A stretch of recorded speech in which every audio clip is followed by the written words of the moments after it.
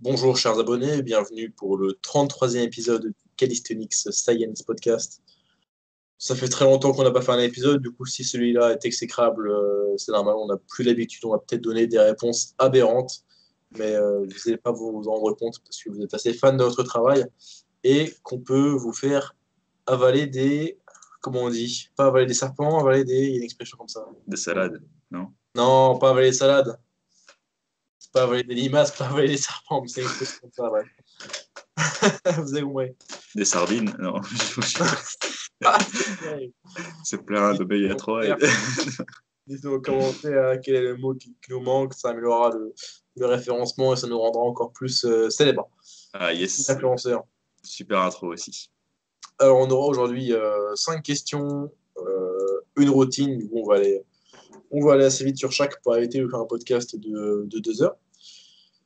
Même si on a des questions qui varient un peu de ce qu'on a d'habitude. Alors, on va commencer par une routine d'entraînement. Nous avons Léo, qui a 24 ans, qui suit le podcast, qui nous a proposé sa routine. Alors, ça fait 4 ans qu'il s'entraîne. Il a progressé assez peu rapidement au début, parce qu'il faisait beaucoup de cardio. Visiblement, il faisait du trail et du vélo. Il nous dit avoir une morphologie, entre guillemets, ectomorphe, même si le morphotype, on n'a pas trop pour. Il a commencé à s'entraîner en pesant 52 kg pour 1m78. Il fait aujourd'hui 70 kg pour ce qu'il estime être 10% body fat, ce qui certainement n'est pas le cas parce que ce sera incroyable qu'il ait gagné 18 kg de muscle. Il n'est pas ectomorphe alors. Perdant du body fat. Et de toute façon, tout le monde sous-estime son taux de body fat. Et il souhaiterait arriver, je cite, à 75 kg propre. Il nous dit être en surplus calorique, ce qui est bien, c'est le but lorsque l'on cherche à prendre les muscles.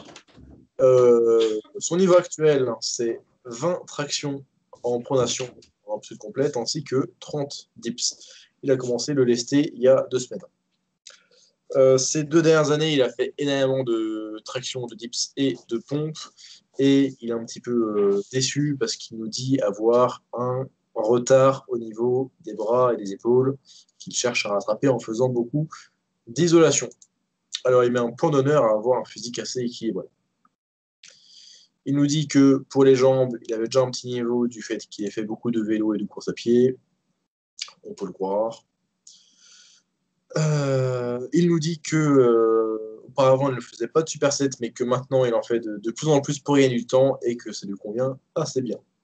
Alors, il a 3 séances par semaine, 2 séances upper body et une séance lower. À savoir que ces 2 séances upper sont identiques, donc on va voir que 2 séances différentes aujourd'hui. Une upper le lundi, une lower le mercredi et une upper le vendredi, donc quelque chose d'assez bien réparti, grosso modo. Chacune de ces dernières séries est poussée à l'échec, voire même il utilise des rest pauses ou des répétitions trichées une fois qu'il atteint l'échec sur sa dernière série, pour aller au-delà de l'échec. Alors, pour ces séances upper body, il nous dit commencer avec un superset de traction pronation lesté et de dip lesté, avec 1 minute 30 de récupération, 5 séries de 5 et 10 répétitions. Bon, il ne nous précise pas de s'il fait traction puis dips, puis 1 minute 30, ou s'il fait traction, 1,30, dips, 1,30. Donc, il ne nous précise pas si c'est un superset ou une série combinée. Je suppose que c'est un superset. Il réalise ensuite, après ces 5 séries-là, une série de tractions prise neutre au poids de corps et une série de pompes au poids de corps, pareil à l'échec. Et ensuite, il fait de l'isolation. Donc, il nous dit faire un superset biceps-triceps avec des tractions supination et des dips. Encore une fois, 5 séries par exercice, 5 à 15 répétitions, 1 minute 30 de récupération. Et il finit ses bras avec du curl élastique et des extensions biceps élastiques. Il nous fait ensuite, pareil, une espèce de gros superset, en circuit même, on pourrait dire, avec des élévations latérales, de l'oiseau, des shrugs et également des tractions de pronation avec une prise assez serrée, parce qu'il trouve que ça lui recrute bien les avant-bras, certainement le bras couradial. 10 à 30 reps par exercice, 1 minute de récupération entre les tours, et il fait 4 tours de circulaire. Ensuite, il fait quelques crunchs. Et ensuite, pour les séances lower, c'est très simple. Trop simple même, on pourrait dire. Il fait 5 séries de fente lestée 12 kilos. Pardon, 12 kilos, 30 kilos, 12 à 20 reps, 5 séries de squats à 30 kilos lest, il ne donne pas le nombre de répétitions, et 5 séries d'extension mollet lestées sur un rebord, donc certainement de type une marche, par exemple. Ok. Alors Alexandre, une première impression sur cette routine upper, lower, upper, euh, assez simple. Assez simple. Globalement, ça peut fonctionner. Maintenant, on est ici pour optimiser un peu sa routine. Donc, on va parler un petit peu de ce que tu pourrais améliorer pour potentiellement maximiser tes progrès, qui sont apparemment plus dans un objectif de, de prise de muscle, quoi. Donc, vraiment purement hypertrophie et c'était moins orienté street lifting ou performance, pas de skill non plus. Donc, on va vraiment partir là-dessus pour t'aider à t'orienter vers cette prise de masse.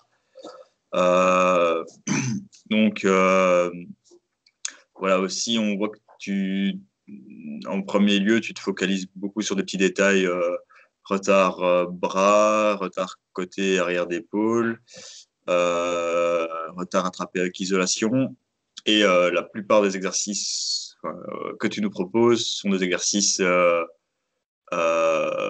assez répétitifs, surtout si tu les fais 2 fois semaine. Donc, il y a peu de variété d'exercices et tu auras du mal à targeter ces zones-là. Après, c'est très bien de faire du polyarticulaire pour s'harmoniser. Et surtout, si tu commences à faire du lesté, ça sera déjà une très bonne piste d'amélioration par rapport à ce que tu faisais avant. De plus, le fait d'avoir arrêté la course à pied et le cardio depuis 1 an, alors que tu as un métabolisme rapide, ça va sans doute pas mal booster tes progrès. Et oui, je pense que si tu es ectomorphe et que tu arrives à 70 kilos, je sais pas si tu as pris 18 kilos en 4 ans, c'est quand même déjà très très bien. Donc, je pense pas que tu sois ectomorphe parce qu'en général, les ectomorphes ont du mal à prendre du muscle et facile à prendre du gras. Du coup, tu serais pas à 10% de body fat en tout cas. Donc, voilà. Donc voilà, un échauffement, globalement, ça a l'air aussi assez correct. Si tu mobilises un peu les articulations, faire un peu de rotation externe, etc. J'espère que tu fais un peu de gamme montante avant tes séries de lestés. Donc, c'est un peu primordial. Moi, je change un peu mes optiques sur l'échauffement maintenant. Je passe un peu moins de temps à mobiliser, à utiliser des élastiques, des poignées, etc. Maintenant, j'essaie de focus sur vraiment les mouvements qu'on va travailler. Donc, tu sais que tu vas faire des tractions, direct, tu peux faire des suspensions, des rétractions, un peu de bande élastique et tu fais 2 exercices, tu fais des tractions avec élastique et des rowing avec élastique. Comme ça, tu as le dos qui est un peu pump. Et après, tu peux partir direct. Après, voilà, si tu as du temps, autant y aller, quoi. Surtout que tes séances sont pas très longues, 1 heure et demie, 1 heure à 1h15.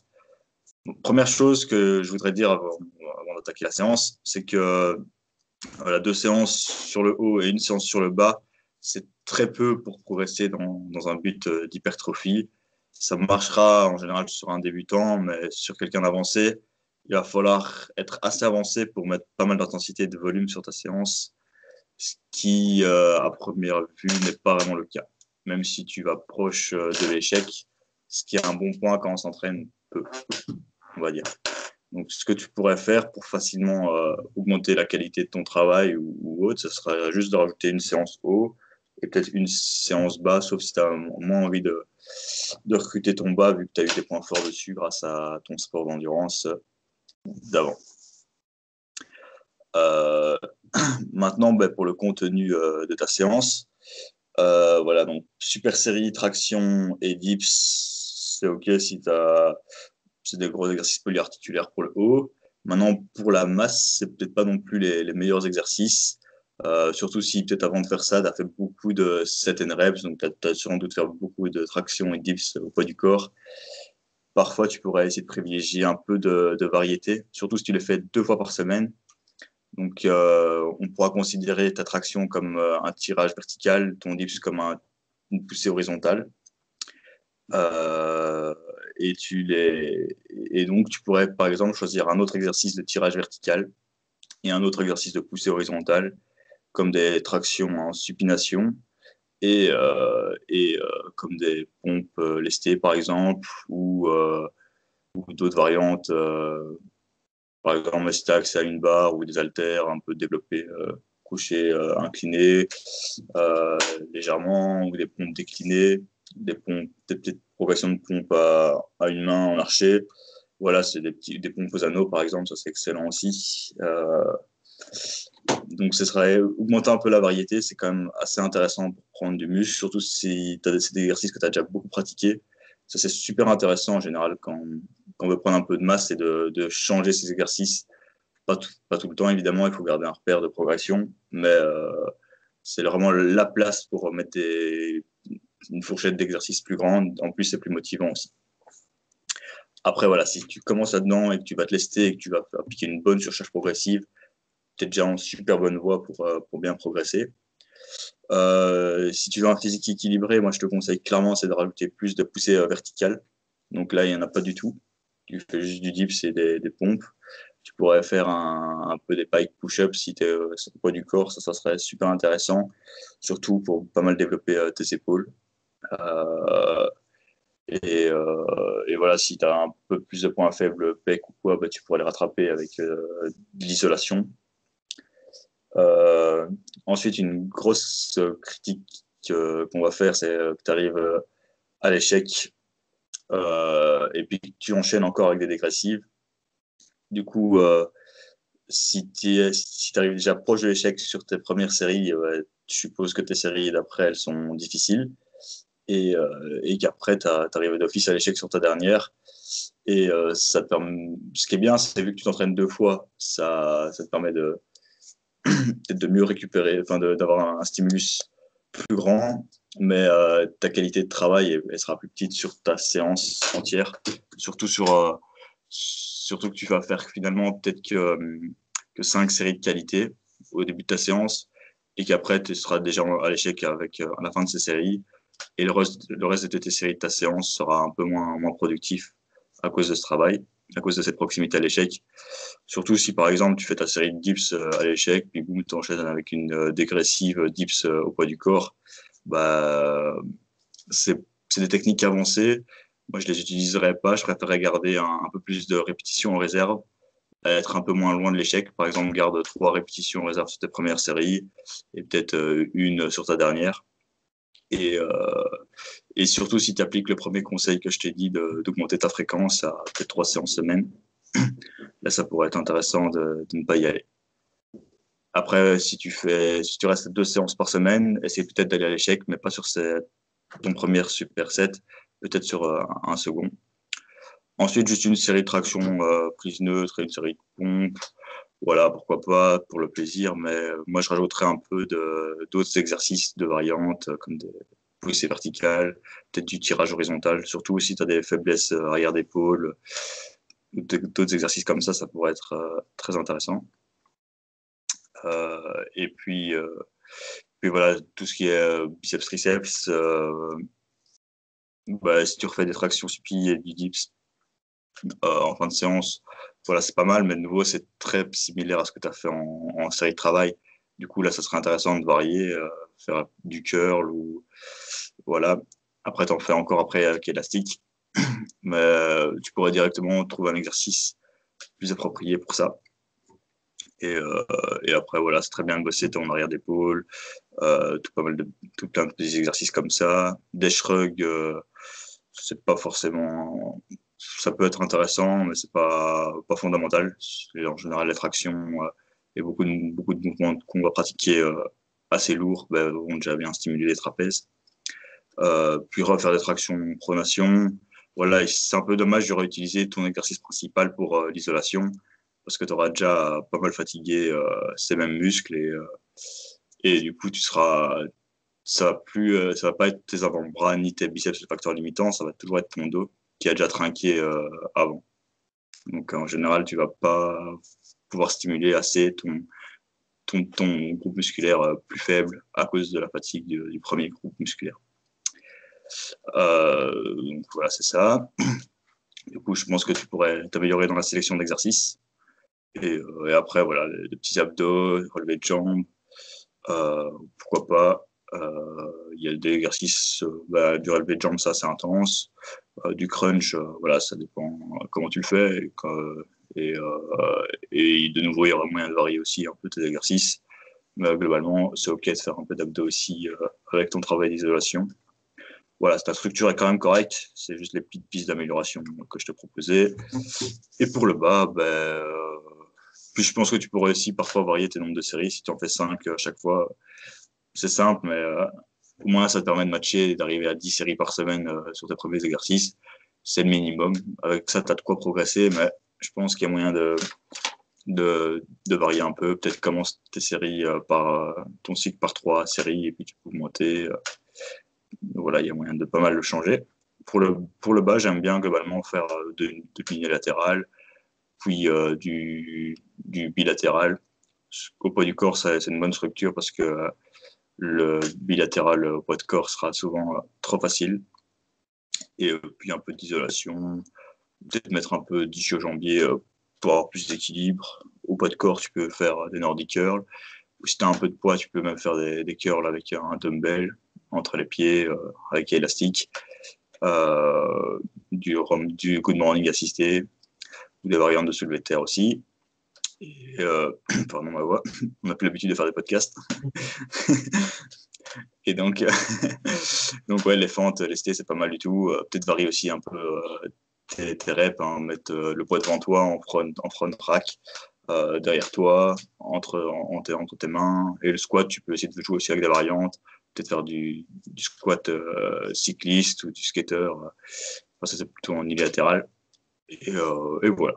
Globalement, puis si tu as moins d'objectifs à ce niveau-là, il ne faut pas se prendre la tête et se faire un peu plaisir. Et voilà. Je crois que c'est un peu tout ce que j'avais à dire pour la routine.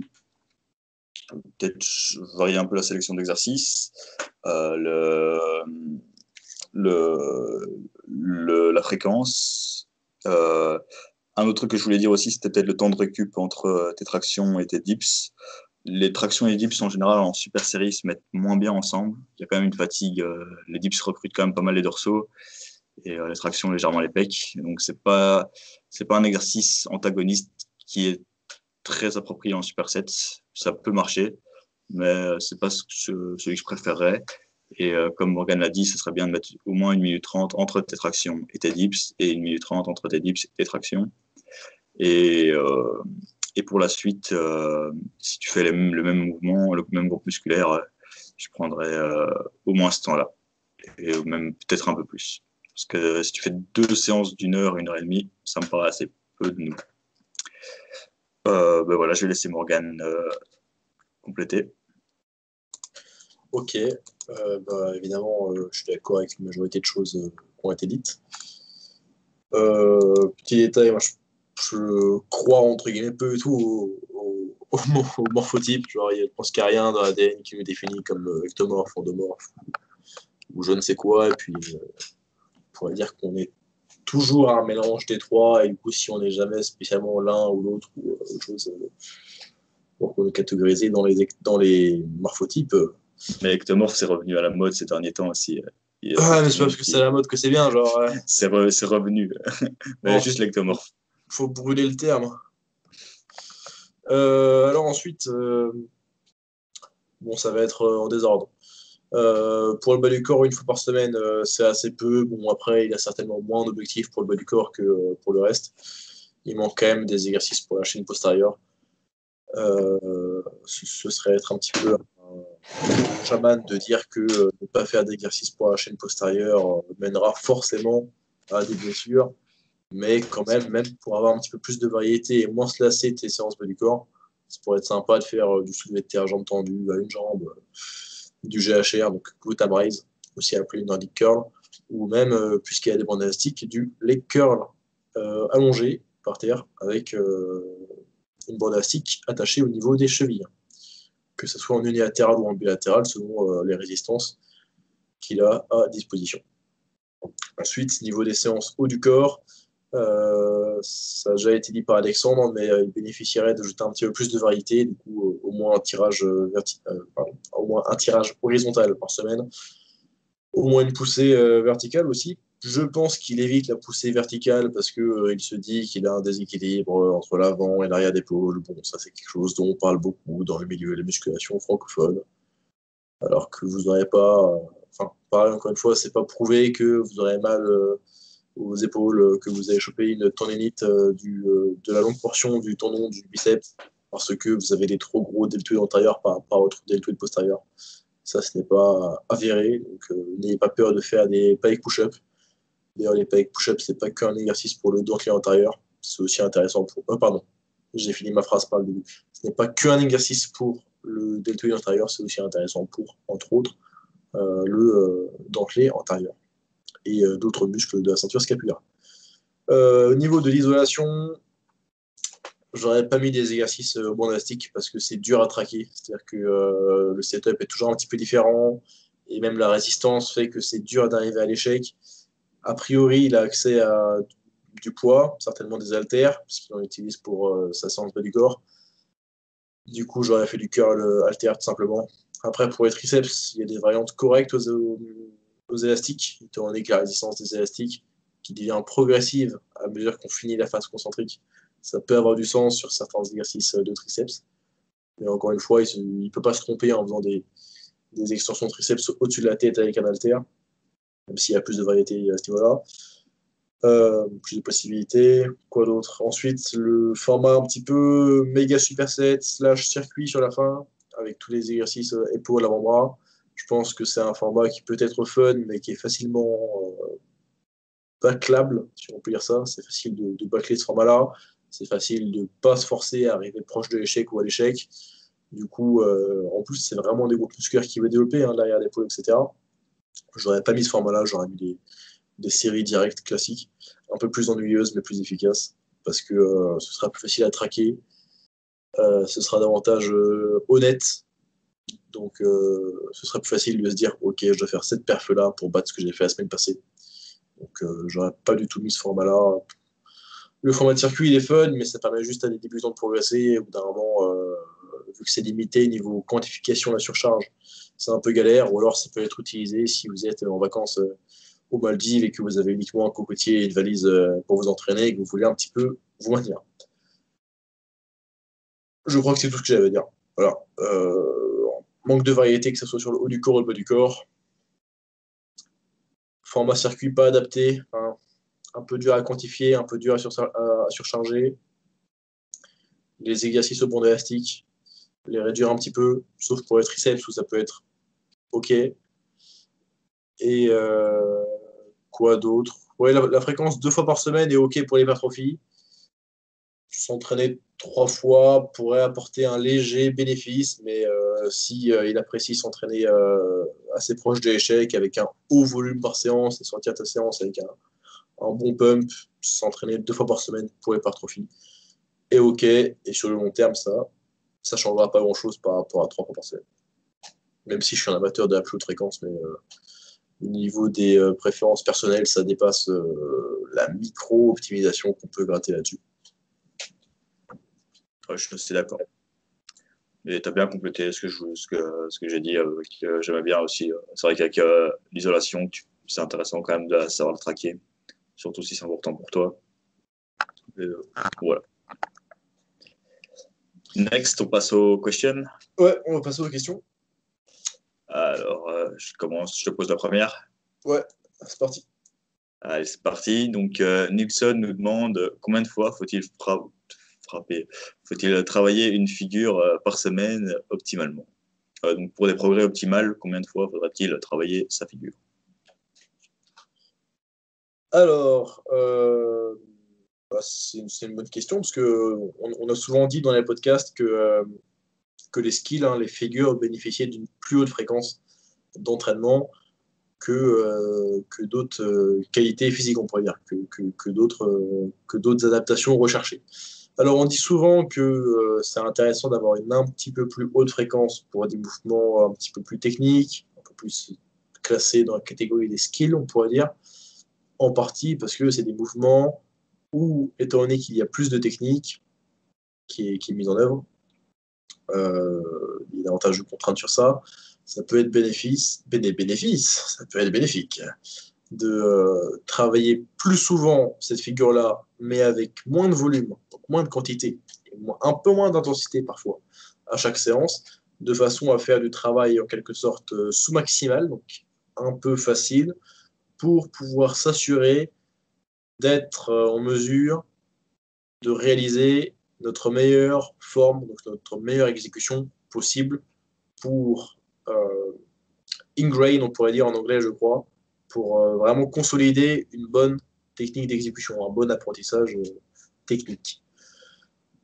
C'est pour ça qu'on dit que c'est préférable d'avoir une plus haute fréquence. Alors que pour d'autres qualités physiques, pour d'autres adaptations, particulièrement l'hypertrophie, bon, c'est principalement quand même le volume d'entraînement, le nombre de séries difficiles qui compte par semaine. Alors du coup, on pourrait classer les figures de street workout sur un continuum de plus ou moins des figures de force ou plus ou moins des figures de skill, donc avec les planches, le front lever, enfin, entre les deux, entre la force et les skills, des mouvements comme les press to handstand, le one arm handstand plutôt dans les skills, et des mouvements comme un bon exemple, c'est la traction à un bras qui serait quand même plutôt du côté force. Et on pourrait imaginer que plus un mouvement est du côté skill du continuum, plus ça bénéficierait d'être entraîné avec une haute fréquence. Ce qui serait vrai sur le papier, mais en application, je recommanderais plutôt de mettre davantage de fréquence sur l'objectif qui a le plus d'importance. Bon, ça ne veut pas dire que si vous voulez avoir la traction à un bras rapidement, il faut en faire 4 à 5 fois par semaine. Encore que si vous faites très peu de volume par séance, ça peut être orchestrable. Je dirais que plus vous avez de volume aussi à réaliser sur le mouvement, plus c'est malin de répartir ce volume, de l'étaler en des séances nombreuses. Donc je pense que c'est les trois choses à prendre en compte. Plus un mouvement est du côté skill du continuum, plus ça bénéficie d'avoir la fréquence. Plus on doit entraîner ce skill avec du volume, plus ça bénéficie d'avoir de la fréquence pour éviter de faire des séances avec 15 à 20 séries sur ce mouvement. Et également, plus c'est important pour vous, plus c'est intéressant de mettre de la fréquence dessus parce qu'il y a des légers gains marginaux au niveau du gain de force et de l'apprentissage technique à avoir davantage de séances sur ce mouvement. Et pour donner une véritable réponse, combien de fois faut-il travailler une figure par semaine? Eh bien, entre 2 et 5, la majorité du temps, selon les trois critères que j'ai donnés précédemment. Par exemple, si je dois partager mon expérience personnelle, en ce moment, je fais de la traction à un bras, plutôt des variantes, des exercices qui vont dans ce sens-là, à peu près 2 fois par semaine. Bon, mon programme, déjà j'ai pas de programme, mais il n'est pas organisé sur une semaine, c'est plutôt je fais une séance tous les 3, 4, parfois 5 jours, ce qui fait que je suis assez proche d'une fréquence de 2 fois par semaine. Parce que c'est pas c'est pas le but premier, c'est pas l'objectif principal, c'est pas le seul truc que je travaille. Une fréquence de 2 fois par semaine, c'est plutôt la fourchette basse. Qui plus est, c'est pas le mouvement le plus skillé, entre guillemets, la traction à un bras, et j'ai pas beaucoup de volume dessus. Du coup, je coche les trois critères pour placer ma traction à un bras plutôt du côté faible fréquence. À l'inverse, il y a exactement un an tout pile, en mars, avril, mai 2020, j'entraînais ma press to handstand. C'est encore le cas, mais à l'époque, c'était la straddle press to handstand, donc la presse où vous séparez les jambes lorsque vous décollez les pieds du sol. Entre-temps, je l'ai eu. J'ai également eu la pike press to handstand, donc c'est la presse où vous gardez les jambes serrées. Et maintenant, je fais de la stumper. Bref, à l'époque, c'était ex aequo mon exercice principal, l'exercice sur lequel je voulais le plus progresser. J'avais le temps de m'entraîner, l'énergie de m'entraîner. Du coup, je mettais pas mal de volume dessus et j'ai pour le coup mis beaucoup de fréquences dessus. J'avais une fréquence d'environ 3, 4 à 5 fois par semaine, souvent 4 ou 5. Donc, c'est l'exemple parfait. Tout l'inverse de ma traction à un bras du moment. Ça cochait les trois cases du c'était mon objectif principal. J'avais beaucoup de volume dessus à étaler. Et du coup, en conséquence, étant donné que c'était également un mouvement assez skillé, j'ai préféré opter pour l'option d'une assez haute fréquence. Voilà. Fin. Ouais. Fermez les rideaux. Bah, franchement, ouais, bien répondu, avec un petit exemple concret tout en plus. Perfect. Je pense que ça dépend un peu aussi du stade de la personne. Donc, à quel moment est-ce qu'elle va travailler sa figure et dans quelle partie de son entraînement elle est, si elle accumule beaucoup de volume dessus, si elle veut vraiment garder pas mal de fraîcheur et vraiment très vite monter en intensité. Ça va dépendre de pas mal de choses, mais globalement, parce que de 2 à 5 fois, c'est parfait. Voilà.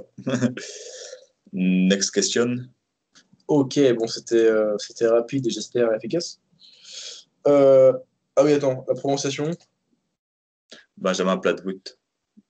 Benjamin Platvoet. Platvoet, c'est ça? Ouais. On ne Nous sait demande. pas parler flamand. Benjamin. Benjamin nous demande comment travailler sa mobilité pour lever site. Alors, je vais commencer par répondre. Parce qu'en ce moment, Le gars qui me vole la vedette, quoi, direct. Ok, je vire mon co-associé de podcast. Là, Et ça s'appellera ciao. bientôt le Morgan Science Podcast. Zero Non, this non, workout, leave the Apple. le Morgan Podcast, le MP.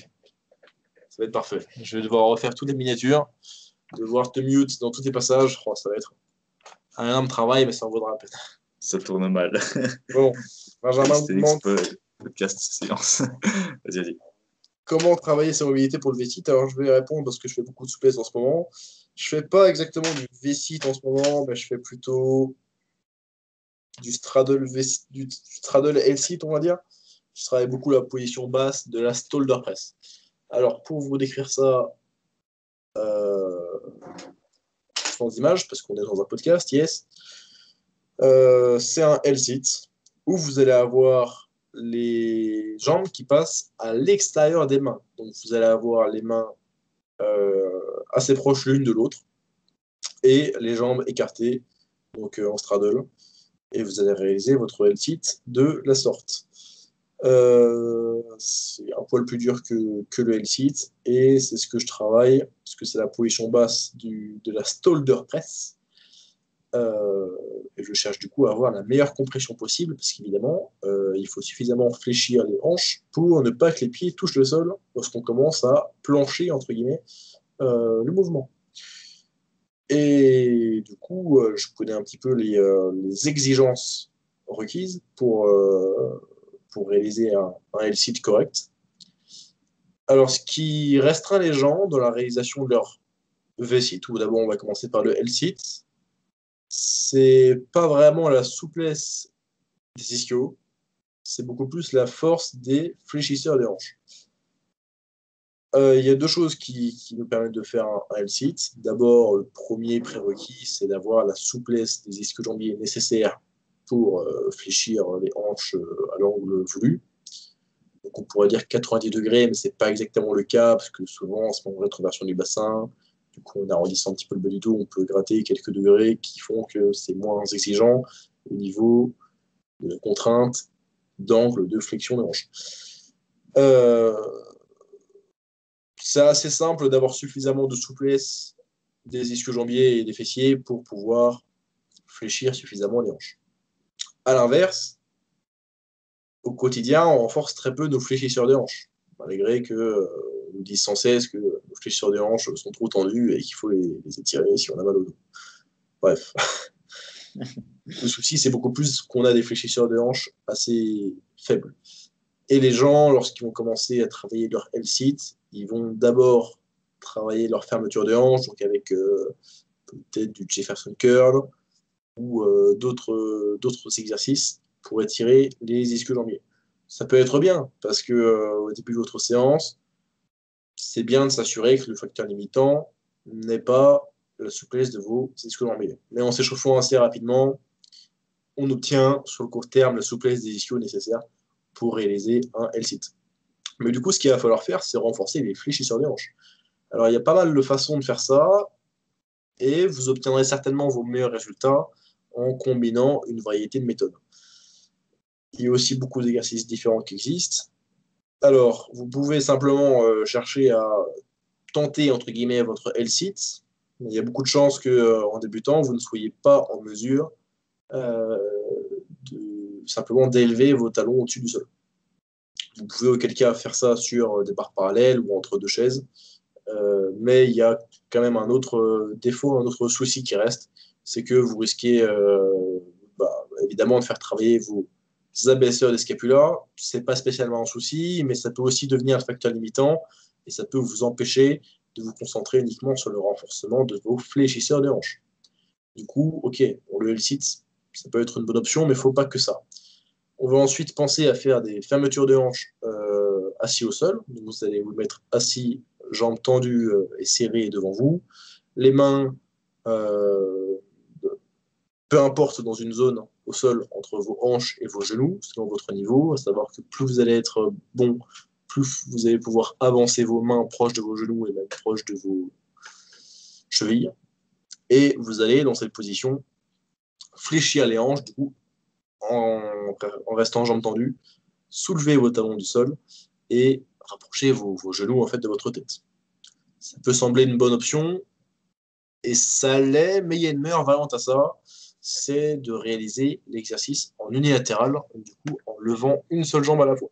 Parce que le souci du bilatéral, c'est qu'on va être tenté de se pencher en arrière pour artificiellement croire que l'on fléchit les hanches, alors qu'on bascule simplement la totalité du corps vers l'arrière.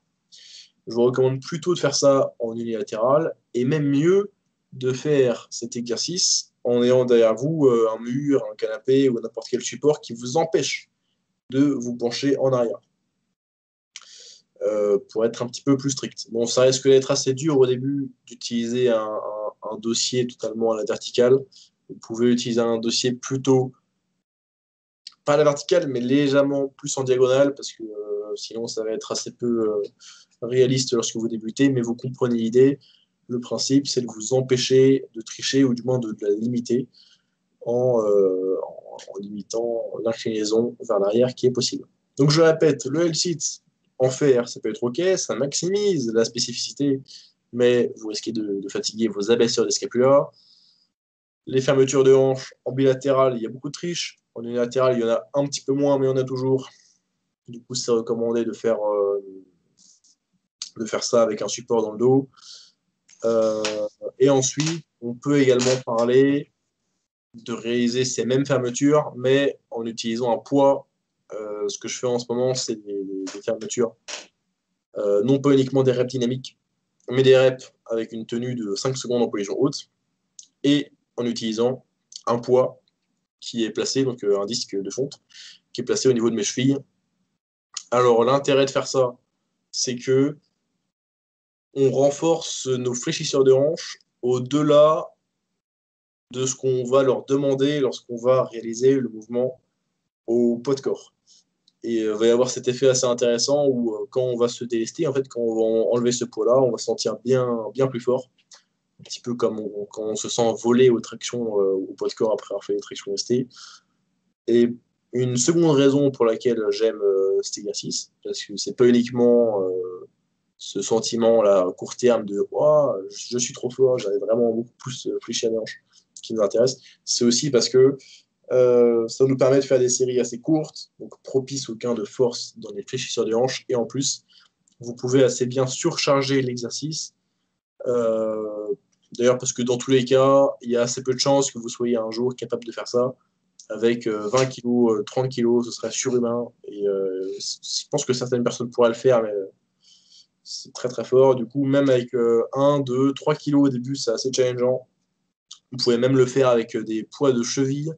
L'avantage, c'est que vous n'avez pas le souci du disque qui glisse de vos chevilles vers vos genoux lorsque vous êtes en position haute. Et voilà, quoi, c'est un assez bon renforcement. Ensuite, pour la partie technique du V-sit, puisque là, on a parlé de la partie purement force des fléchisseurs des hanches, il y a différentes variantes qui peuvent être intéressantes avec l'usage d'un mur. Donc, le V-sit, on appelle aussi ça la mana, qui est plutôt le terme gymnique. Et lorsqu'on veut travailler, lorsqu'on est déjà assez fort et qu'on veut travailler vraiment la position renversée, donc avec pas mal d'extension de hanches, avec quasiment les fémurs, donc disons les jambes, qui sont quasiment à la verticale, ça peut être intéressant de placer ses mains à, disons, entre 50 et 100 cm d'un mur sur votre taille, votre morphologie, etc. Et en vous aidant du mur, monter vos jambes jusqu'à avoir les fémurs à la verticale. Et pourquoi pas utiliser un ballon de yoga, donc les grosses boules gonflables, si vous voulez, je fais avec parfois les crunchs, comme support et chercher à décoller vos pieds de ce ballon-là temporairement. Et au fur et à mesure des séances, essayer de s'en passer jusqu'à avoir le mana, quoi. Bon, j'ai parlé beaucoup plus que prévu. Benjamin, j'espère que tu auras la mana dans 3 mois grâce à moi. Parce que là, j'ai quand même consommé beaucoup de salive et beaucoup de capacités cognitives. Et tu me feras un virement également, parce que là, j'ai délivré beaucoup de savoir. Comment mettre ça en place en pratique? Là, il va falloir venir me parler en privé pour ça. Non. Ben, ouais, je suis assez d'accord avec toi. Globalement, la sélection d'exercices, renforcer les fléchisseurs de hanche, je crois que c'est presque facteur numéro un. Moi, je pense qu'il y a moyen de mettre un peu de spécificité. Donc, parfois, il y a des petites techniques, hein, genre tu renforces tes fléchisseurs de hanche et en super série ou quoi, tu vas faire une progression de V-sit. Par exemple, un hold V-sit en augmentant l'angle. Au début, tu fais du L-sit, puis tu peux essayer V-sit à 30 degrés, V-sit à 45, ou alors faire une sorte de V-sit assisté avec, avec une bande élastique qui arrive, ou avec un mur, ou un exercice que j'aime bien, c'est le mana lift. Donc ça correspondrait à une autre variante, un peu comme Morgan a dit. Par exemple, tu mets ton talon un peu surélevé, tu rapproches tes mains à une certaine distance de ce talon et tu gardes une jambe tendue que tu vas venir compresser à fond, donc essayer de ramener le genou vers ton nez et la lever. Et comme ça, il y a aussi un travail qui va se faire au niveau de l'extension de l'épaule. Ça, c'est aussi important à faire, avoir des bons extenseurs d'épaule. Donc, c'est vraiment ce qui va amener le bassin un peu plus vers l'avant. Parce que ça va être dur de faire un V-sit avec son bassin qui sera postérieur à son avant-bras, par exemple. Tandis que si vous avancez votre bassin plutôt antérieurement et que vous avez des extensions des extenseurs d'épaule très très forts, vous allez pouvoir le monter très haut. Surtout pour le mana, là où ça va être fondamental. Et donc là, ça sera aussi une petite composante à bosser. En général, ça va se faire juste par le travail du mouvement, en fait. Donc vraiment, s'il faut mettre l'emphase sur un travail, ça va être celui des fléchisseurs de hanche, comme Morgan l'a très très bien expliqué. Donc voilà. Ok, Benjamin, on espère que tu progresseras vachement vite avec ça. Ah, et puis on a oublié de dire que c'était vraiment atroce, hein. Enfin, soyez vraiment motivé, quoi. C'est comme les gens qui veulent avoir le One Man Stand. Vous sortez pas de chez vous pendant 2 ans, hein. Ok. Donc, si tu veux le mana, Benjamin, sois motivé. C'est dur. Voilà. Faut avoir le temps et la volonté. C'est atroce.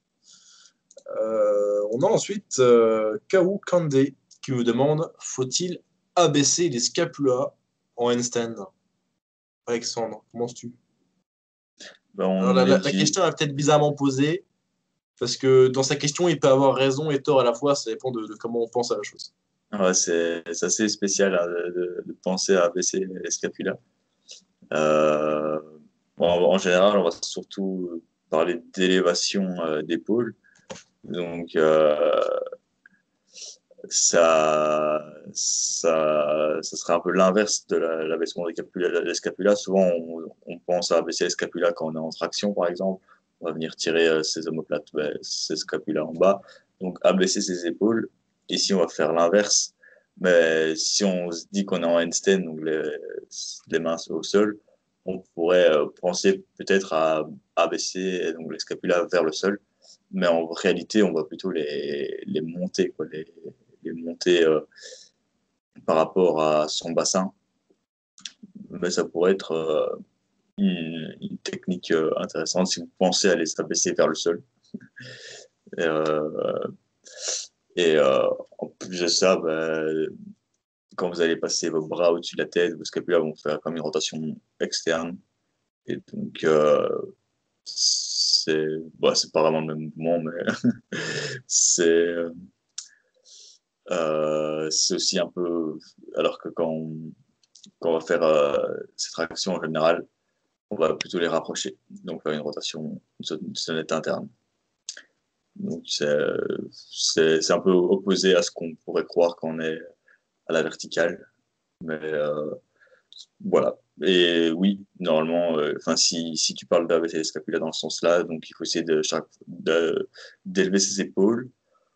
Souvent, enfin, vraiment avoir une élévation d'épaule très importante et savoir la maintenir pendant longtemps sera très intéressant. Ça, parce que ça va vous permettre aussi d'avoir l'amplitude complète pour avoir une flexion d'épaule dans l'axe du tronc. Donc, parce que si vous faites une flexion d'épaule passivement sans élever ses épaules, en général, vous allez être bloqué, vous allez peut-être monter vos bras à, si on prend allez, une perpendiculaire qui viendrait de vos bras face à vous et de la verticale par rapport à votre tronc, vous allez peut-être monter vos bras à 70 degrés, 70 degrés, pardon. Tandis que si vous élevez vos épaules, vous allez pouvoir facilement arriver à 90 degrés, voire un peu plus, donc à aller chercher l'alignement. Et donc c'est pour ça que ça sera super important de les élever. Maintenant, ça va vraiment dépendre de vos objectifs, mais globalement, cherchez toujours à les élever, ce sera super important. Mais parfois, il ne faudra pas mettre non plus 100% de volonté là-dedans. Il faudra se focus sur d'autres points clés du mouvement. Si vous avez la souplesse d'épaule suffisante et que vous avez déjà ces épaules que vous arrivez à maintenir en élévation. Après, tout le travail de cette élévation d'épaule sera fondamental pour plein de progressions et il faudra être super fort là-dedans. Donc voilà, je ne sais pas si tu voulais rajouter quelque chose. Non, pas particulièrement. Bon, parce que, ce qui est marrant dans la question, c'est que du coup, ça dépend de si on se considère comme étant en position de handstand ou si on se réfère à la position anatomique de référence, donc debout. Mais oui, en handstand, il faut chercher à avoir les épaules qui sont rapprochées des oreilles. On n'a pas besoin d'une élévation maximale, donc il n'y a pas besoin de répliquer l'élévation qu'on chercherait à avoir si on était sur un stand de mur. Il n'y a pas besoin d'en faire autant, mais c'est bien quand même d'explorer notre élévation maximale des épaules pour ensuite apprendre à trouver le juste milieu, parce que c'est pas toujours ce qu'il faut, donc d'avoir une élévation maximale. Mais si vous avez une élévation maximale et que vous la forcez vraiment, vous n'allez pas vous tromper, entre guillemets, pour autant. Euh, et dans certains cas, si vous n'êtes pas encore très très fort des trapèzes, alors c'est un peu le même concept qu'au front lever, quand on demande de rétracter pour au final finir neutre. En handstand, parfois on peut vous demander d'élever maximalement les épaules, du coup de les rapprocher au maximum de vos oreilles, mais pour au final finir dans une position juste stable, mais pas exagérée. Parce que si votre force ne vous permet pas d'atteindre votre position maximale d'élévation d'épaule, vous atteindrez tout juste à la bonne position en cherchant à être maximalement élevé. Ok. Prochaine question. Donc, il y a Alexandre Simon. Donc, Morgane, tu le connais particulièrement bien. Moi, j'ai déjà eu l'occasion d'échanger un peu avec lui aussi. Donc, il nous demande comment faudra-t-il s'y prendre pour apprendre le muscle-up vu son niveau. Alors, c'est une question intéressante parce qu'en fait, on a beaucoup parlé du muscle-up dans le podcast, mais on en parlait souvent sous le prisme du débutant qui cherche à avoir son muscle-up comme étant sa première figure de street workout. Dans le cas d'Alexandre Simon, je crois qu'il n'a jamais spécialement fait de muscle-up au préalable, mais il commence quand même à progresser décemment. En l'occurrence, il a déjà mis une one-arm chin-up. Il a également une handstand push-up en freestanding. Et là, en ce moment, il fait beaucoup de lesté, beaucoup de traction, de traction supination dans le but de construire beaucoup de muscles pour ensuite faciliter ses gains de force par la suite. Bref, commence à bâtir une sérieuse force de tirage. Et pour le coup, on ne va pas avoir exactement la même approche que ce qu'on recommanderait à un débutant. même si dans les principes, ça va rester assez similaire. Alors, ce que je changerais peut-être dans mon approche entre quand j'apprendrais le muscle-up à un débutant et quand je l'apprendrais à un avancé, on va dire, intermédiaire, et quand même pas avancé avec sentiment, il va se calmer, ce serait que j'utiliserais aucune variante avec l'élastique. L'élastique peut être bien chez les débutants pour qu'ils comprennent comment fonctionne la rotation des poignets, pour qu'ils comprennent enfin, quel est le bon timing pour amorcer la phase de tirage. Chez un avancé, je lui ferais juste travailler les tractions explosives parce que il fait certainement pas de traction avec une vélocité maximale s'il fait plutôt du lesté. Parce qu'il y a une différence entre être fort et être explosif, mais être fort vous prépare déjà à faire des gains d'explosivité, donc de vélocité par la suite. Du coup, chez un intermédiaire, je lui ferais juste faire beaucoup de traction explosive, des chest to bar et progressivement toucher une partie plus basse sur sa poitrine, enfin, sur son buste, au fur et à mesure qu'il devient plus fort, ou du moins qu'il devient plus explosif. Et je ne ferai pas travailler à l'élastique, je ne ferai pas faire des excentriques non plus, je ne recommande pas les excentriques pour les muscle-up parce que c'est tout l'inverse de ce qu'on cherche à faire, donc un mouvement concentrique explosif. Une excentrique contrôlée, c'est tout l'inverse, et ça ne permet pas de comprendre la rotation. Du coup, Alexandre Simon, je lui ferais faire beaucoup de traction explosive, et il aurait assez rapidement son muscle-up, beaucoup se filmer, surtout comprendre le moment où il faut amorcer la phase de tirage, je dirais. Et ensuite, il va se surprendre de la vitesse à laquelle il va faire des progrès. Parce que c'est assez simple le muscle-up, une fois qu'on a déjà une base de force. Parce que ça permet rapidement de progresser en explosivité. Si j'aime pas trop le terme. Voilà. Ouais. Moi, je me demande s'il l'aurait pas déjà, quoi, vu son niveau. Je pense qu'il a juste besoin d'un peu de technique. Donc, après, il faudrait voir comment il calerait ça dans son plan. Maintenant, s'il dirait qu'il voudrait avoir absolument son muscle-up et le consolider, bah, il devrait dédier peut-être 2, 3 séances par semaine en début de séance, par exemple. Mettre un petit timer de 10 minutes et peut-être juste essayer un ou deux muscle-up, regarder un peu ce qui va, ce qui ne va pas, on essaie de récupérer entre chaque tentative. Puis, si ça passe pas, bah, peut-être faire quelques tractions explosives. Et, euh, et après, euh, et après, une fois qu'il rentrera des muscle-up, peut-être faire beaucoup de singles, par exemple. Et, euh, et après, bah, essayer d'augmenter un peu ce nombre en diminuant le nombre de séries. Et, euh, et après, bah, ça devrait être de l'eau, je pense, pour lui.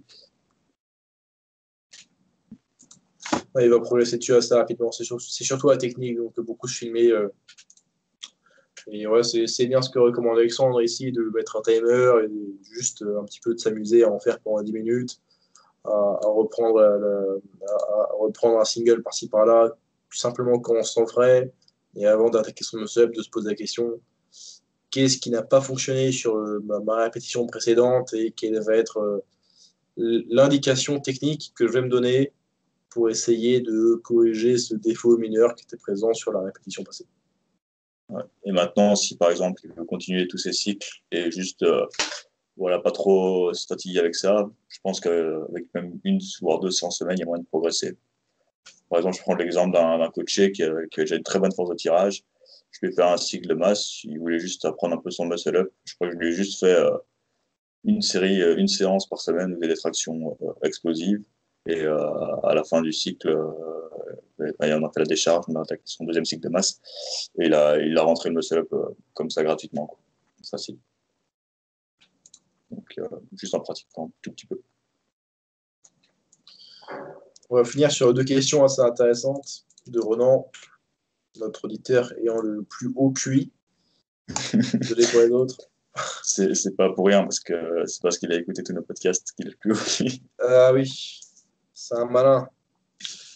Il nous demande, lors d'un entraînement ayant pour but l'hypertrophie, le développement de la force peut-il être bénéfique pour appliquer une surcharge progressive? Et ouais. Alors ça, je pense que c'est une question que pas mal de gens se posent, parce que d'ailleurs, c'était assez fréquent dans le milieu du bodybuilding, il y a quelques années, de faire de temps en temps un petit cycle de force quand on stagnait en hypertrophie pour se dire, quand je reviens en hypertrophie, je vais pouvoir surcharger facilement. Est-ce vraiment le cas? Yes. C'est une question. Ok, donc let's go. Maintenant, si c'est un entraînement en aigu, faire de la force en début de séance, ça va peut-être impacter un peu ça va créer une petite fatigue et vous allez pouvoir progresser en force, mais sur le long terme, ça va pas être tellement productif. Maintenant, si on prend un peu les modèles de périodisation traditionnels, on recommande toujours un peu faire beaucoup de masse, puis un peu de force et après un peu de puissance ou alors développer les qualités athlétiques par la suite. Récemment, il y a une nouvelle étude qui a été sortie un peu pour faire par exemple un bloc d'hypertrophie. Donc dans l'étude en question, c'était un groupe qui faisait, je crois qu'il faisait 8 semaines que d'hypertrophie et tu avais un groupe qui faisait 3 semaines de force et ensuite il faisait 5 semaines d'hypertrophie. Bon, il y avait pas mal de limitations dans l'étude au niveau de la magnitude l'amplitude des résultats euh, et, euh, et plus de deux, trois autres biais qu'on pourrait dire, mais finalement, le groupe qui avait fait la force avant ont pris plus de muscles que l'autre groupe. Donc, je crois que c'était déjà des pratiquants expérimentés.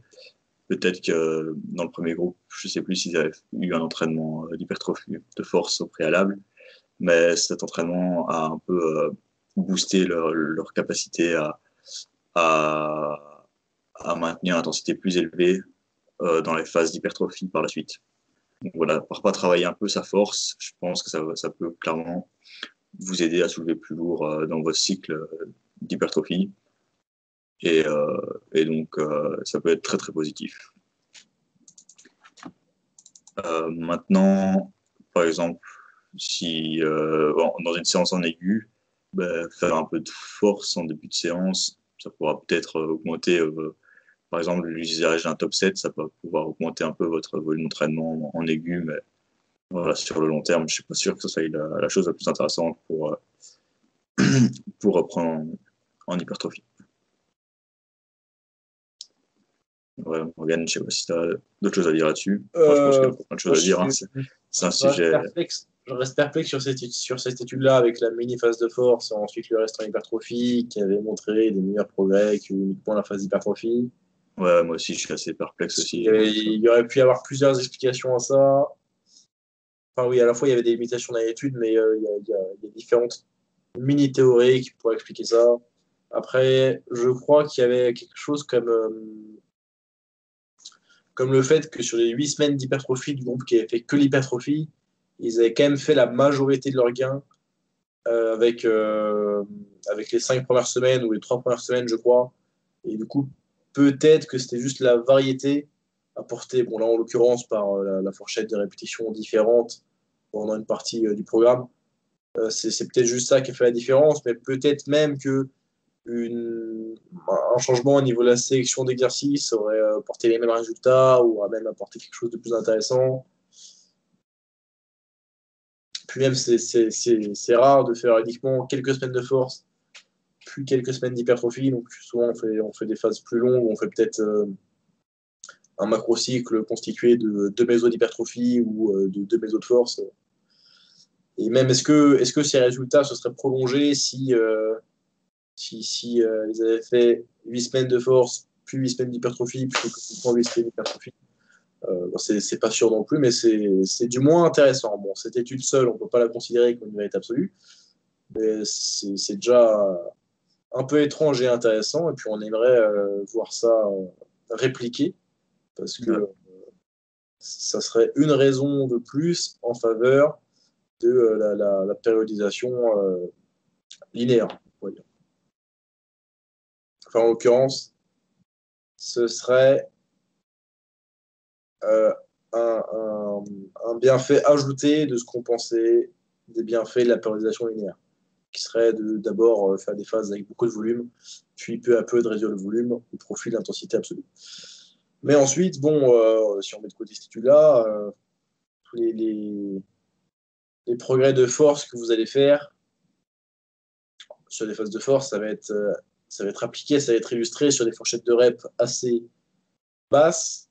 Et les adaptations que vous allez faire de force ne sont pas. Comment dire, il y aura moins d'adaptation d'hypertrophie, évidemment, sur un entraînement à bas volume et à haute intensité absolue que sur un entraînement purement d'hypertrophie.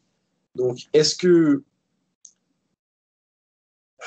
vous allez faire plus de progrès en 8 semaines d'hypertrophie si vous avez fait avant de la force que en peut-être seulement 8 semaines d'hypertrophie sur les 16 semaines d'hypertrophie au total? En fait, faudrait comparer les gains totaux de 16 semaines d'hypertrophie comparé à 8 semaines de force puis 8 semaines d'hypertrophie. Parce que ce serait quand même étonnant que 8 semaines de force puis 8 semaines d'hypertrophie mènent à des meilleurs gains d'hypertrophie, parce que le volume total serait plus faible. Et je pense pas que les gains de force de la phase de force apportent vraiment des gains au niveau de l'utilisation de plus hautes intensités sur la phase d'hypertrophie. Bref, et puis les gains de force que vous allez faire sur des fourchettes de rep assez basses, est-ce que ça se répercute vraiment sur être capable d'utiliser des plus hautes intensités absolues sur vos séries de 10 après, disons? Parce que les progrès en série de 10, c'est souvent, surtout sur des exercices d'isolation peu techniques, c'est souvent une bonne mesure de vos progrès d'hypertrophie. Euh, ouais, il y a des doutes, il y a des doutes à émettre là dessus. Et Ouais, je voulais dire autre chose. Qu'est-ce que vous voulez dire? Ah oui, et d'ailleurs, du coup, si vous avez gagné en force, et si, supposons que ça se répercute vraiment sur les capacités à utiliser un plus gros pourcentage de votre ARM sur vos séries de 10. Et du moins, bon, après, votre pourcentage du ARM, peut-être pas parce que votre ARM a simplement évolué en même temps. Bon, si la phase de force vous permet d'utiliser des plus hautes intensités absolues, même sur vos séries de 10, bah, ça équivaudra quand même à des séries poussées à un même RPE. Et c'est certainement juste le nombre de séries difficiles dans une fourchette de répétition donnée qui compte pour l'hypertrophie. Euh, donc non, moi, personnellement, je ne pense pas que réaliser des phases de force ait un effet potentiateur sur ensuite les progrès que vous allez faire en hypertrophie. Voilà, je suis un peu plus sceptique que Alexandre à ce niveau-là. ouais. Moi, je te rejoins quand même un peu aussi. Je pense que, allez, par exemple, s'il suffit de procéder par observation ou empiriquement, je pense pas que beaucoup de bodybuilders, purement bodybuilders, quoi, qui utilisent des phases de force. La plupart font quasiment de l'hypertrophie toute l'année, ou restent dans des fourchettes de répétition assez hautes. Maintenant, il y en a certains qui vont quand même faire un peu plus du power building par moment, ou d'autres choses comme ça. Euh, Maintenant, je pense qu'il y en a quand même pas mal qui ont une approche assez réfléchie et qui, la majorité de l'année, admettons, ils font tout un macro-cycle de 6 mois, vont peut-être mettre 4 à 8 semaines de force sur leurs 6 mois et peut-être faire ça 2 fois par an. Je je pense quand même peut-être que ça pourrait être intéressant, même si c'est un grand débat. Je pense pas que quelqu'un qui cherche purement à prendre à développer vraiment son hypertrophie devrait faire que de l'hypertrophie, que plus que 5 reps, on va dire, toute l'année. Je pense que parfois, il pourrait peut-être aller chercher 4 à 8 semaines un peu plus bas. Peut-être que non. Ça pourrait être bénéfique. Voilà, les mécanismes peuvent être plausibles, mais après même, admettons que, comme Morgan l'a dit, si on arrive à soulever plus lourd, peut-être que la récupération sera plus longue. Donc, voilà, ça dépendra aussi de ça. C'est vraiment dur à dire. Je pense qu'il faut faire aussi. Ah oui, et puis également, ouais, je pense que certaines personnes disent aussi que ça peut être intéressant de faire des phases de force entre les cycles d'hypertrophie, parce que ça aurait un effet de resensibilisation. Ouais, désensibilisation. Ça, c'est quelque chose que dit beaucoup Mike Streetel de Renaissance Periodization. Mais à ma connaissance, ça n'a pas été encore prouvé. Ça, c'est une théorie qui est assez charmante, parce que ça ne vous fait pas compliqué de prendre des vacances. Et certainement que sur une année, faire 2 mois ou étaler sur l'année, bien sûr, où vous allez moins vous entraîner en termes de volume et d'intensité, ça ne vous fera pas trop de mal, mais c'est pas vraiment avéré. Après, également, il y a peut-être, parce que ça m'est venu à l'esprit quand tu disais qu'il y a des bodybuilders qui s'entraînaient peut-être toute l'année en 10-20 reps, il n'existe pas vraiment une hypertrophie spécifique. Ça, c'est encore faible comme évidence sur ça. Donc, l'hypertrophie spécifique, ce serait que certaines fourchettes de reps mènent à un développement de certaines fibres musculaires. C'est pas vraiment solide encore comme théorie, ça, mais c'est quasi sûr que sur le long terme, l'utilisation de différentes fourchettes de répétition mène au meilleur gain possible. Donc, il peut avoir le léger bénéfice de, bon, si vous faites des cycles de force ou vous ne faites pas que du 1-3 reps, que vous avez quand même un petit peu de volume, peut avoir le bénéfice de, sur le long terme, ça fait varier quand même un peu vos fourchettes de reps, ce qui a déjà été prouvé comme ayant un petit bienfait pour l'hypertrophie sur le long terme. Ouais, voilà. Je crois que c'est tout ce que je voulais dire. Ouais, voilà. Ah oui, et puis, je dirais pas qu'on peut recommander des phases de force pour un individu ayant purement pour objectif l'hypertrophie, mais je pense qu'on peut ne pas les déconseiller parce que même dans des phases de force, vous pouvez faire bien souvent des gains de masse musculaire et que ça va au minimum facilement vous maintenir, surtout si vous n'êtes pas en déficit calorique et que vous mangez suffisamment de protéines. Ouais. Et puis, ça peut aussi entretenir un peu la motivation. Enfin, il y en a qui le conçoivent comme ça, mais enfin, qui ont vraiment purement l'objectif physique, mais avoir quelques objectifs de performance derrière, ça peut être intéressant. Après, dans un but d'hypertrophie, on pourra avoir des objectifs de performance comme un DRM sur une charge donnée, enfin, battre son DRM sur un mouvement donné, par exemple.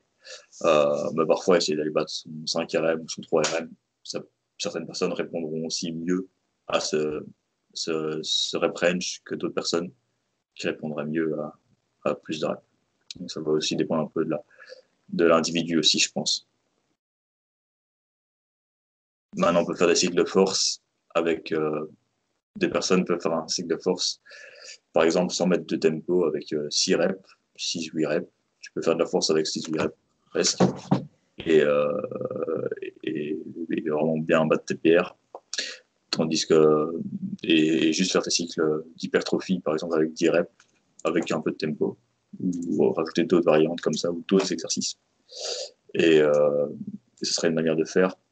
Ou peut-être que des personnes dans leur cycle de force vont pouvoir mieux progresser avec 3 à 5 reps, ou même 1 à 3, ça dépend. Bon, là, on s'éloigne un peu du sujet. On commence à être fatigué, il est tard. Bon, dernière question du podcast. Les débutants ont-ils besoin d'intensité élevée pour produire des adaptations d'hypertrophie? C'est encore une question de notre auditeur au gros QI, Ronan. Les débutants, globalement, ils vont progresser avec n'importe quoi. Donc, après, idéalement, il faut un certain. Pour l'hypertrophie,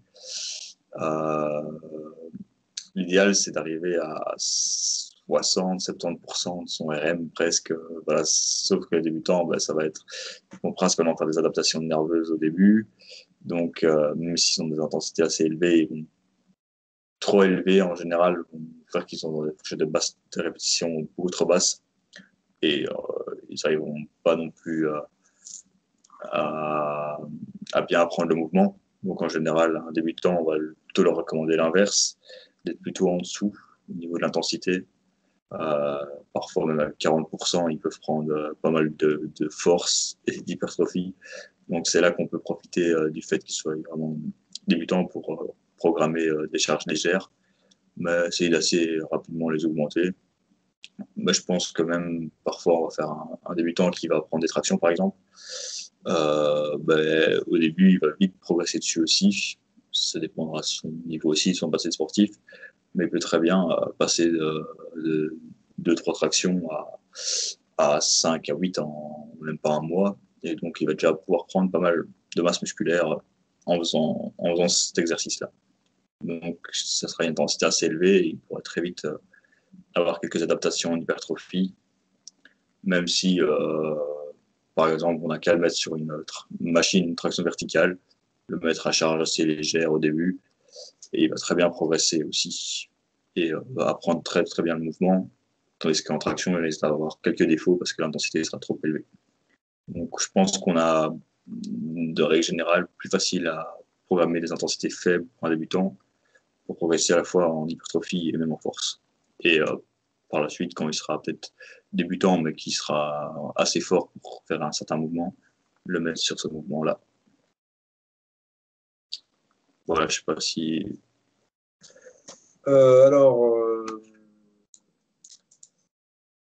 Grosso modo, la fourchette de rep optimale pour les avancés et les débutants, ça varie pas a priori. Ça reste, récemment, il y a eu beaucoup de travaux pour définir quelle était vraiment la fourchette de rep pour l'hypertrophie. J'en ai beaucoup parlé sur le podcast. Et a priori, toutes les séries se valent en moyenne entre 5 et 30 répétitions. Proche de l'échec, évidemment, ne faites pas 6 répétitions avec votre 40 RM. Et je dis a priori et en moyenne parce que tous les individus n'auront pas les mêmes gains avec toutes les fourchettes de répétition. Mais si vous placez un groupe donné d'individus sur plusieurs semaines par programme, chaque programme contenant des fourchettes de rep allant de 5 à 10 ou de 10 à 20 ou de 20 à 30, en moyenne, tout le monde aura gagné la même quantité de muscles relatifs à leur poids de corps de base, donc au pourcentage de gains, etc., etc., au final. Donc, c'est pour ça que c'est en moyenne. Mais un individu ne fera pas ses meilleurs gains avec toutes les fourchettes de répétition à la fois. Enfin, je veux dire qu'il aura souvent en application une fourchette de répétition sur laquelle il fera un petit peu plus de gains que pour les autres, que sur les autres. Au niveau de la force, il y a quelque chose d'intéressant, c'est que les avancés ont besoin de plus hautes intensités absolues que les débutants, et de façon assez surprenante, les débutants font leur meilleur gain en moyenne de force sur du 60% de leur 1RM, contrairement aux avancés qui ont besoin d'intensité absolue un petit peu plus haute, donc de plus haut pourcentage de leur 1RM. Alors c'est certainement parce que les débutants, ils bénéficient non pas que de l'exposition à une charge lourde, puisqu'évidemment la mécanique du mouvement change avec l'utilisation d'une charge plus lourde, notamment par exemple au squat, où votre centre de gravité littéralement change en fonction du poids qu'il y a sur la barre. Donc ce n'est pas uniquement l'intensité absolue qui va faire des gains de force aux débutants, mais aussi beaucoup simplement l'apprentissage technique, plus qu'uniquement la capacité à, pour le dire de façon un petit peu gros, la capacité entre guillemets forcée sur des hautes intensités absolues, la capacité à garder leur technique efficace, en bonne trajectoire, etc., sur des hautes intensités absolues. Du coup, les débutants, une chose qui peut justifier, je dirais, expliquer, qu'ils bénéficient de travailler à leur 60% du 1RM pour faire leur meilleur gain, c'est qu'avec 60% du 1RM, vous pouvez faire davantage de répétitions par série. Vous avez littéralement davantage d'occasions, donc de pratiques, de répétitions sur le mouvement pour vous corriger et pour assimiler la bonne technique sur ce mouvement-là. Alors que les avancés ont déjà conscience de quelle est la meilleure technique pour eux, ils connaissent déjà par cœur quel est le ressenti d'une barre au squat qui passe bien, d'une rep qui a réussi techniquement, au niveau amplitude, au niveau placement, etc. Et du coup, chez les avancés, ça devient plutôt une question de simplement se mettre à l'aise avec des hauts pourcentages de votre ARM. Au contraire, je l'ai dit, des débutants qui ont besoin d'exposition au stimulus. L'exposition, c'est du volume, c'est la quantité, un nombre total de répétitions à réaliser le mouvement, qu'il soit réalisé à 60 ou 80% derrière. Mais je sais pourquoi Ronan pose cette question de les débutants ont-ils besoin d'intensité élevée pour produire des adaptations d'hypertrophie. C'est parce qu'il suit Bayesian Bodybuilding. Et dans Bayesian Bodybuilding, ils nous disent que les avancées, au fur et à mesure, bénéficient de plus hautes intensités absolues que les débutants.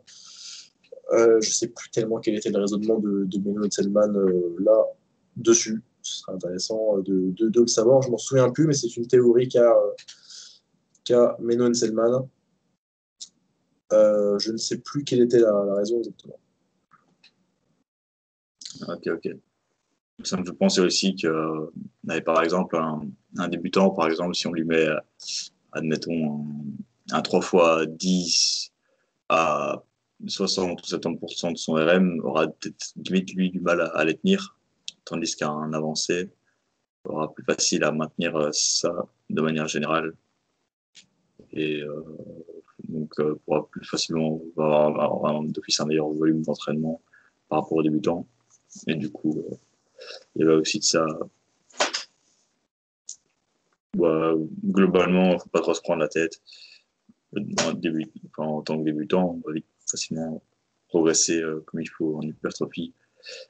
Tant qu'on respecte les bonnes règles, qu'on arrive à faire des séries, choisir sa fourchette de reps assez spécifique à son cycle et arriver proche de l'échec sans forcément y arriver en fonction de la fréquence. Même si le débutant a peut plus facilement se permettre d'arriver à l'échec qu'un avancé. Par exemple, un débutant pourra très bien progresser de série en série juste sur un exercice, même en allant à l'échec.